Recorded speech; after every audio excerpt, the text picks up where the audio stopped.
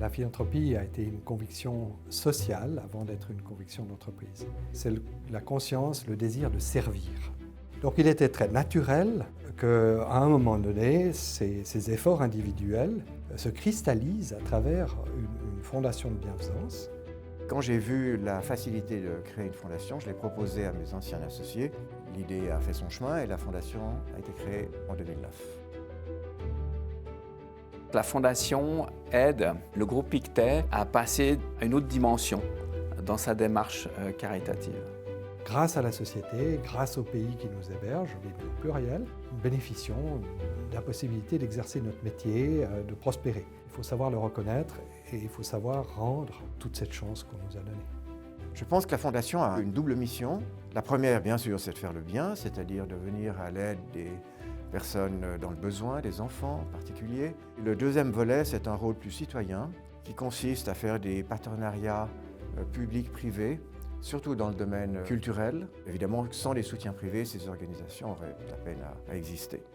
Une perspective d'entreprise de long terme doit être responsable envers les générations futures et toutes les causes qui ne seraient pas soutenues s'il n'y avait pas des acteurs responsables dans notre société.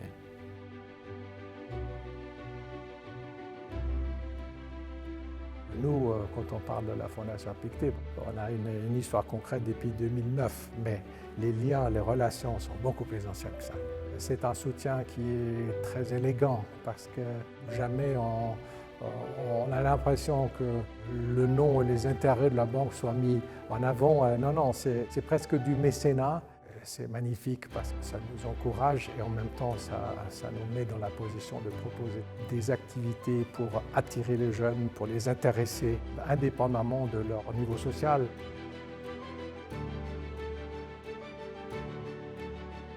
Partage, c'est la Banque alimentaire du canton de Genève. La collaboration a débuté en 2009. L'appui de la fondation du groupe nous a permis de pouvoir assurer la mission de manière régulière de récolte et de redistribution des invendus aux personnes en situation de précarité.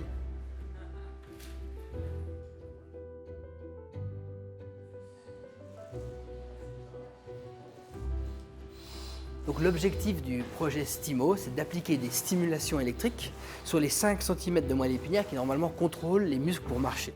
Ce sont des patients qui sont paraplégiques, mais pas complets, donc il doit toujours y avoir une petite fonction résiduelle.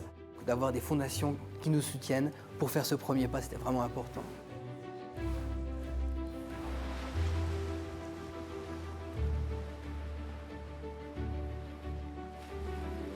On s'est rendu compte que le combat ne se passait pas au milieu des océans, il se passait à terre. Il fallait absolument arriver à valoriser les déchets plastiques avant qu'ils puissent atteindre les voies d'eau.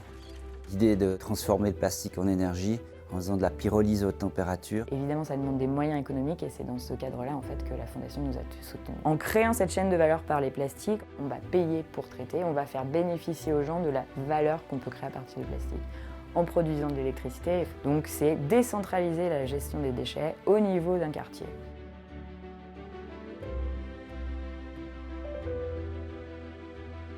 Le CICR, c'est à la fois de l'action et de la diplomatie. Et le CICR, c'est à la fois le monde et Genève.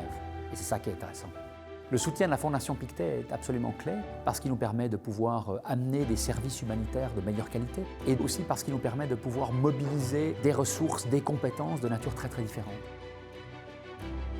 Je pense que dans les années qui viennent, nous allons déployer notre effort davantage de manière globale. Nous allons continuer cette démarche, nous allons l'intensifier parce que je pense qu'elle correspond aux valeurs de la maison et donc la Fondation permet de fédérer toute cette démarche et de la professionnaliser. La philanthropie est une expression de la responsabilité. Ce principe, il est aussi ancien que notre maison de 1805.